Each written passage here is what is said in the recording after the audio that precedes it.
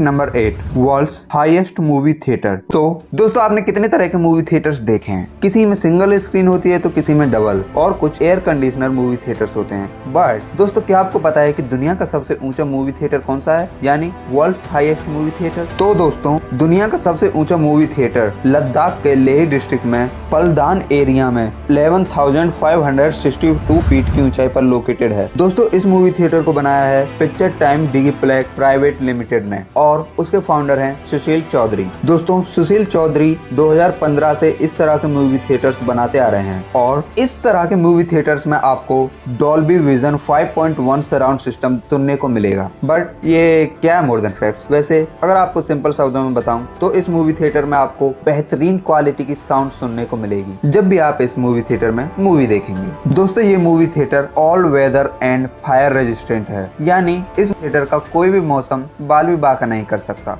ये movie theatre fully air conditioner movie theatre है, यानी ये मूवी थिएटर आपको मूवीज देखने के लिए एकदम बढ़िया एनवायरनमेंट प्रोवाइड करेगा। दोस्तों ये movie theatres mobile movie theatres के नाम से भी फेमस हैं। ये मूवेबल मूवी थिएटर्स हैं हमारे स्मार्टफोन्स की तरह। दोस्तों इस तरह के मूवी थिएटर्स को सिर्फ एक ट्रक में लोड किया जा सकता है और फिर एक जगह से दूसरी जगह पर मूव किया जा सकता है। बट दोस्तों इस मूवी थिएटर के बारे में सबसे खास बात यह है कि इस मूवी थिएटर की एक टिकट का कॉस्ट सिर्फ 30 से 50 रुपए के बीच है। शॉक्ड में भी जहां हमें मॉल्स में 150 से 300 रुपए में मूवी देखने को मिलती है, वहीं यह मूवी थिएटर सिर्फ 30 से 50 रुपए में मूवी दिखा रहा है। अब इससे ज्यादा क्या चाहिए। तो इस तरह के मूवी थिएटर्स में एक बार में 150 लोग मूवी देख सकते हैं। दोस्तों इस मूवी थिएटर का उद्घाटन पंकज त्रिपाठी ने किया था। हाँ यही मिर्जापुर वाले पंकज त्रिपाठी। दोस्तों इस मूवी थिएटर को 28 अगस्त 2021 में बनाकर तैयार किया गया था। दोस्तों इस मूवी थिएटर में सबसे पहले एक शॉर्ट फिल्म सेकुल चलाई गई थी जो लद्दाख पर ही बेस्ड एक शॉर्ट फिल्म थी। तो दोस्तों कैसा लगा आपको ये दुनिया का सबसे ऊंचा मूवी थिएटर। फैक्ट नंबर 9 दोस्तों क्या आपको पता है कि रेडियम और पोलोनियम की खोज किसने की थी और इससे पहले रेडियम और पोलोनियम है क्या। दोस्तों ये दोनों रेडियो एक्टिव मेटल्स हैं और इनका यूज ट्यूमर और कैंसर के ट्रीटमेंट के लिए किया जाता है, जिससे आज हजारों लाखों लोग कैंसर और ट्यूमर की वजह से मरने से बच जाते हैं। और दोस्तों इन्हीं का आविष्कार किया था मैडम मैरी क्यूरी ने। She was the discoverer of radium and polonium. But दोस्तों फैक्ट ये है मैडम मैरी क्यूरी की डेथ इनकी खोज की वजह से ही हुई थी। मैडम मैरी क्यूरी ने 1896 में हेनरी बेक्यूरेल की रेडियो एक्टिविटी की खोज से इंस्पायर होकर रेडियो एक्टिविटी को डीपली इन्वेस्टिगेट किया और उन्होंने 1898 में रेडियम और पोलोनियम नाम के दो रेडियो एक्टिव पदार्थों की खोज की। दोस्तों इसके लिए उन्हें केमिस्ट्री में नोबेल प्राइज भी मिला था। दोस्तों मैडम मैरी क्यूरी को फिजिक्स और केमिस्ट्री दोनों में नोबेल प्राइज मिला था, यानी उनके पास दो नोबेल प्राइज थे। वाह। बट दोस्तों क्या आपको पता है कि उनकी डेथ उन्हीं की खोज रेडियम और पोलोनियम की वजह से ही हुई थी। दोस्तों उन्होंने रेडियम और पोलोनियम की खोज के बाद उन पर डीपली इन्वेस्टिगेट किया और फिर जिसके कारण वो हमेशा ही रेडिएशन के बीच रहती थी, जिससे उन्हें एप्लास्टिक एनीमिया नाम की एक ब्लड डिजीज हो गई। दोस्तों मैडम मैरी क्यूरी की डेथ इसी डिजीज के कारण हुई थी। दोस्तों इस डिजीज में किसी भी इंसान के अंदर रेड और व्हाइट ब्लड सेल्स का बनना बहुत कम हो जाता है, जिसके कारण उस इंसान की डेथ हो जाती है। और दोस्तों इसी के कारण सेवोय फ्रांस में 4 जुलाई 1934 को मैडम मैरी क्यूरी की डेथ हो गई थी। तो दोस्तों मैडम मैरी क्यूरी के लिए एक लाइक तो बनता ही है, क्योंकि वो अपनी डेथ से पहले हजारों लाखों लोगों की जान बचा गई। क्योंकि दोस्तों आज रेडियम का यूज ट्यूमर और कैंसर के ट्रीटमेंट के लिए किया जाता है। फैक्ट नंबर 10 दोस्तों वैसे ये कोई फैक्ट नहीं है, बट एक बार इस पिक्चर को देखिए। ये पिक्चर हमें पब्लिक ट्रांसपोर्टेशन की इम्पोर्टेंस को बताती है। इसमें दिखाया है कि जितने लोग एक बस में आ सकते हैं उतने ही लोग अलग अलग कार्स में कितना स्पेस लेंगे और उससे कितना ट्रैफिक बढ़ेगा और साथ ही कितना ज्यादा पॉल्यूशन होगा। सो फ्रेंड्स पब्लिक ट्रांसपोर्टेशन के इम्पोर्टेंस को समझो और हमें ज्यादा से ज्यादा पब्लिक ट्रांसपोर्टेशन का यूज करना चाहिए, क्योंकि इससे न सिर्फ हम अपना टाइम बचाते हैं बल्कि हम अपने एनवायरनमेंट को भी पॉल्यूटेड होने से बचा रहे हैं। आप कार का इस्तेमाल सिर्फ तभी करें जब आपकी फैमिली में से कई लोग एक साथ एक ही जगह पर जा रहे हैं, या अगर आपको बहुत ज्यादा जल्दी है तभी। मतलब सिर्फ ये है कि आपको आपके घर में मौजूद कार का तभी उपयोग करना चाहिए जब उसकी ज्यादा जरूरत हो, वरना पब्लिक ट्रांसपोर्टेशन का यूज करना बेस्ट है। और अगर आप पहले से इस रूल को फॉलो करते हैं तो एक लाइक मेरी तरफ से आपके लिए, क्योंकि आप ना सिर्फ अपना टाइम बचा रहे हैं बल्कि आप एनवायरनमेंट को पॉल्यूटेड होने से बचा रहे हैं और साथ ही आप ट्रैफिक कम करने में भी बहुत ज्यादा मदद कर रहे हैं। और अगर आपको पब्लिक ट्रांसपोर्टेशन का इम्पोर्टेंस अभी भी समझ में नहीं आया है तो दोस्तों मैं आपको बता दूं कि जापान में लगभग हर घर में कार है, बट फिर भी वो पब्लिक ट्रांसपोर्टेशन का सबसे ज्यादा यूज करते हैं। सो दोस्तों, use public transport. Fact number 11, world's poorest rich person. रुको, मोर देन फैक्ट्स, क्या तो पागल हो गया है? तो ये क्या बातें कर रहा है? वर्ल्ड्स पुअरेस्ट और रिच पर्सन, क्या कॉम्बिनेशन है ये? समझाता हूँ दोस्तों। अगर मैं आपसे गरीब लोगों के बारे में सोचने के लिए कहूँ तो आपके दिमाग में किसकी तस्वीर आएगी? अरे नहीं नहीं नहीं, मेरे बारे में सोचना छोड़िए। वैसे भी मैं तो अपना चेहरा सिर्फ 1 मिलियन पर ही दिखाऊंगा। तो सब्सक्राइब टू अवर चैनल। मतलब मेरे अलावा आप और किसके बारे में सोचेंगे कि ये गरीब है? एग्जैक्टली यही लोग है ना। कुछ ऐसी तस्वीरें आती हैं जब हम गरीब लोगों के बारे में सोचते हैं, बट क्या आप बता सकते हैं कि दुनिया का सबसे गरीब इंसान कौन है? और हाँ, इमोशनली नहीं, लॉजिकली। अगर हम टेक्निकली दुनिया के सबसे गरीब इंसान की बात करें तो वो है जेरोम कैरवेल। दोस्तों ये एक फ्रेंच ट्रेडर है और इस इंसान पर 6.3 बिलियन डॉलर का डेब्ट है, मतलब लगभग 44,000 करोड़ रुपीज। अबे इतने पैसे इसने लगाए कहाँ जो इस पे इतना कर्ज हो गया? तो दोस्तों चलिए इस मिस्टीरियस इंसान की थोड़ी हिस्टीरियस जिंदगी के बारे में जानते हैं। ये कुछ अजीब था, बट ठीक है, मुंह से निकला बोल दिया। दोस्तों जेरोम कैरवेल,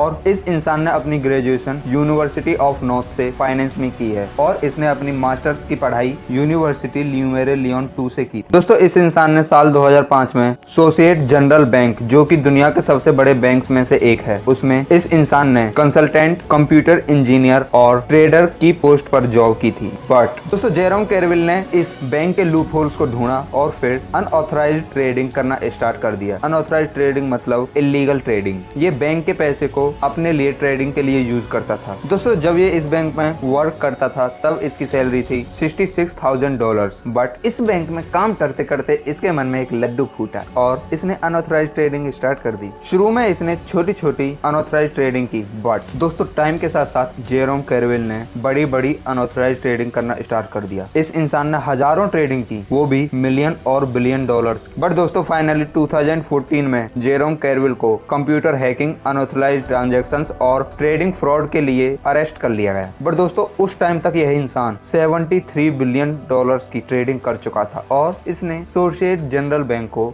6.3 बिलियन डॉलर के डेब्ट में भी डाल दिया। बट दोस्तों पता है इसके लिए इस इंसान को सिर्फ 3 इयर्स की जेल हुई और उसमें भी यह सिर्फ 6 महीने में वापस आ गया, क्योंकि दोस्तों इस इंसान ने अपने आप को ही एक विक्टिम के रूप में कोर्ट के सामने खड़ा कर दिया। जेरोम कैरवेल ने अपने बारे में बताया कि बैंक ने मुझे अपना शिकार बनाया है और ये जो भी मैंने किया वो सिर्फ बैंक के लिए ही था। और फिर क्या था, ज्यादा सबूत न होने के कारण और जेरोम कैरवेल की गवाही के कारण कोर्ट ने उन्हें 6 महीने में ही रिहा कर दिया और उन्हें एक नई जिंदगी शुरू करने का ऑफर दिया, बट एक इलेक्ट्रॉनिक बेज के साथ। मींस ये कहीं भी भाग नहीं सकते। दोस्तों मैं आपको बता दूं जेरोम कैरवेल पर 6.3 बिलियन डॉलर्स का डेब्ट है और यही चीज उन्हें दुनिया का सबसे गरीब इंसान बनाती है। बट फिर भी वो मनचाही जिंदगी जी रहे हैं। वो कार्स में घूमते हैं, होटल्स में रहते हैं और उनके पास अपना घर, नौकरी, गाड़ी, पैसा सब कुछ है। तो ये इंसान दुनिया का सबसे गरीब इंसान कैसे हुआ? वैसे अगर टेक्निकली देखा जाए तो यही दुनिया का सबसे गरीब इंसान है, बट अगर इस इंसान की लाइफ स्टाइल को देखें तो ये बहुत अमीर इंसान है दोस्तों, क्योंकि गरीब होने का मतलब होता है माइनस की तरफ बढ़ना। मतलब जिस पर जितना ज्यादा डेब्ट होगा वो उतना ही गरीब होगा और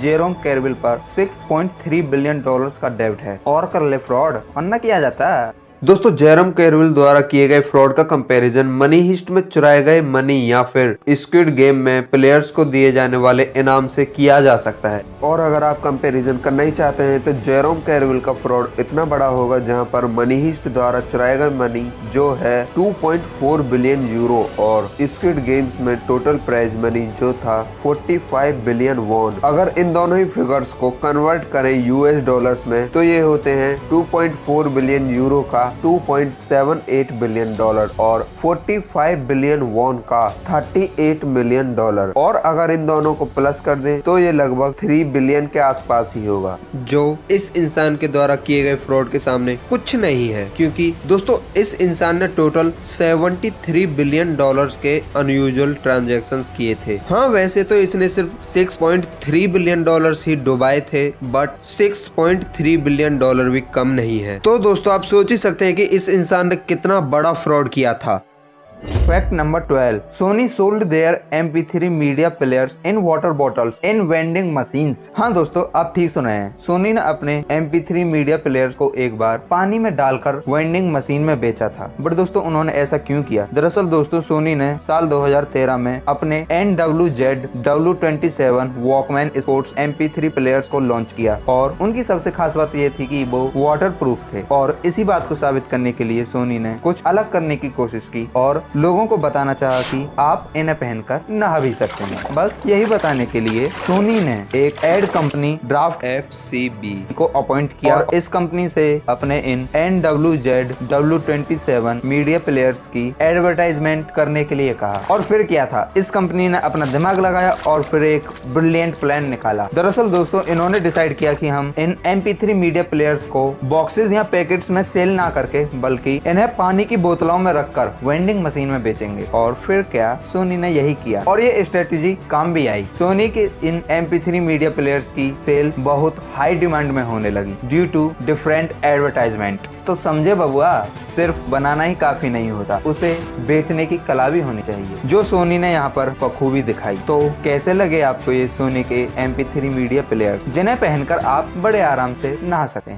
फैक्ट नंबर 13, दोस्तों आज के टाइम में जब आप अपनी कार को सिर्फ एक चाबी से घुमा के और एक्सीलेटर दबा के आराम से ले जाते हैं, क्या आपको पता है कि उस कार की शुरुआत किसने की थी? मतलब दुनिया की सबसे पहली कार किसने बनाई थी? तो दोस्तों दुनिया की सबसे पहली कार बनाई थी कार्ल बेंज ने। दोस्तों कार्ल बेंज ने यह कार जनवरी 29, 1886 में बनाई थी और इस कार का नाम था मोटर वैगन। दोस्तों ये कार गैस इंजन से चलती थी और इस कार का पेटेंट नंबर था 37435 और दोस्तों साथ ही दुनिया की सबसे पहली लॉन्ग ड्राइव कार्ल बेंज की पत्नी ने ही की थी। उन्होंने 1888 में सुबह के टाइम कार्ल बेंज की कार को लेकर 66 माइल तक ट्रेवल किया था। वैसे उन्हें इतने डिस्टेंस तक ट्रेवल करने के लिए कार को कई बार रिपेयर भी करना पड़ा था, बट उससे उन्होंने बहुत कुछ सीखा। उन्हें पता चला कि इस कार की डिजाइन को कैसे इम्प्रूव करना है और फिर इसके बाद कार्स बनती ही गई और बनती ही गई और आज हम फ्लाइंग कार्स के बारे में भी सोच सकते हैं।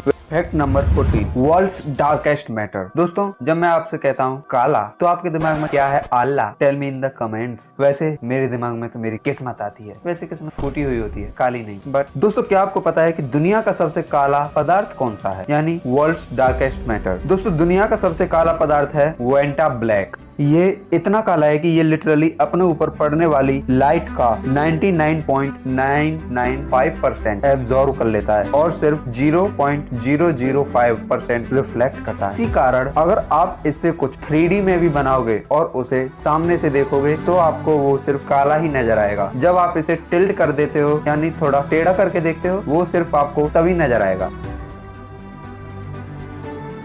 दोस्तों इस पदार्थ को यानी वेंटा ब्लैक को MIT के इंजीनियर्स ने डेवलप किया है और ये ब्लैकेस्ट ब्लैक है। हाँ सुनने में अजीब है बट यही है। दोस्तों ये पदार्थ लगभग बिल्कुल ब्लैक होल जितना काला है। इस सब्सटेंस से काला सब्सटेंस अब तक इंसान नहीं बना पाया है। दोस्तों वेंटा ब्लैक को मिलिट्री के लिए बनाया गया है और इसे आम व्यक्ति यूज नहीं कर सकता। ये इलीगल माना जाता है, लेकिन इलीगल क्यों है? सिर्फ यही कारण है। वीडियो खत्म, अब शेयर करो इसे, क्योंकि ज्ञान बांटने से ही बढ़ता है। और अगर आप इस वीडियो को शेयर करोगे तो हमें भी और भी ऐसी मजेदार और ज्ञानवर्धक वीडियोस बनाने का उत्साह मिलेगा। So share this video and most important, subscribe to our channel.